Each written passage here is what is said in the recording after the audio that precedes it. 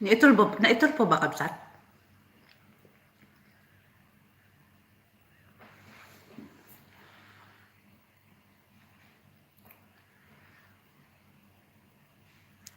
Oo, ba't kasi naman may ganyang mga babae, no?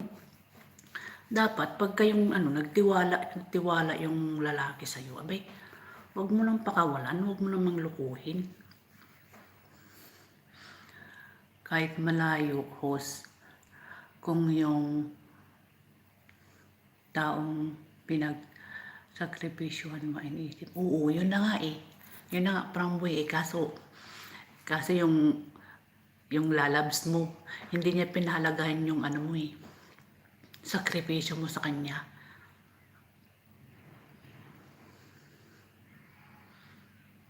Meron pa yun. Kaya, ang theme song ko, haray, haray naku, kay sakit naman ng ginawa mo. Joke lang, Prangboy ah.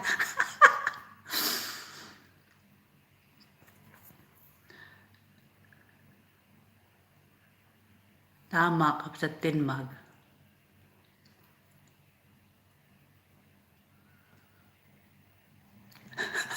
Hagdan. Ang baging ka, Kapsat Vince.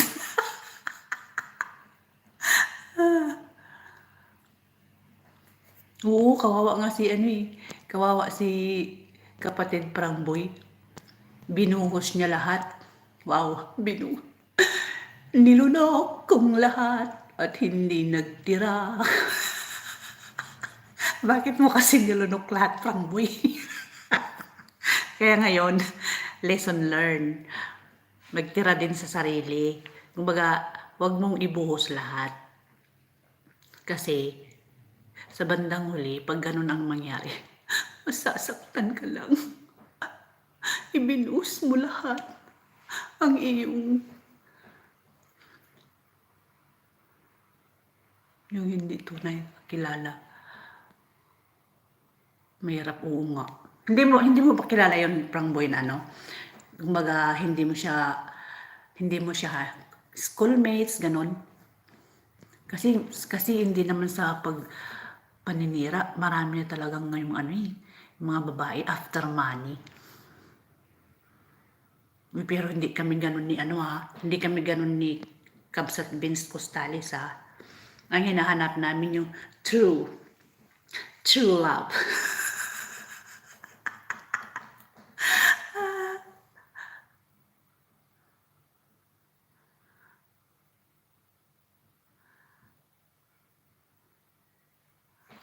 Oo nga eh, no? Pati nga, di ba yung mga iba nga, pag mga afam, oh, yun, ginagatasan ng mga afam.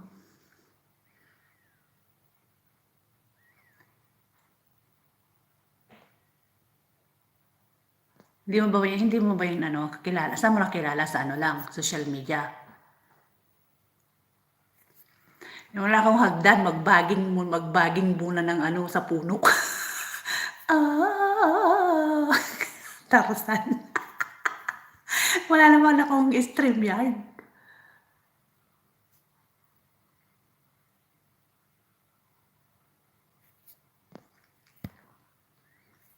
Pag sa sukmit talaga, pagka ano,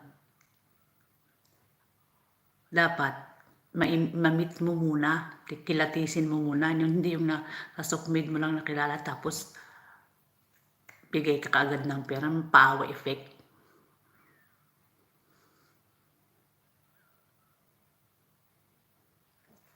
Yung lubid kabsat ginagawa pa.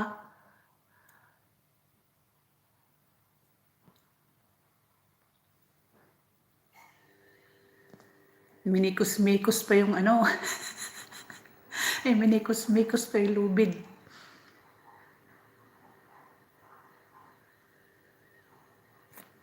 Oo nga, sa bagay sinasabi nga ni Kabsat PB yung isang buwan.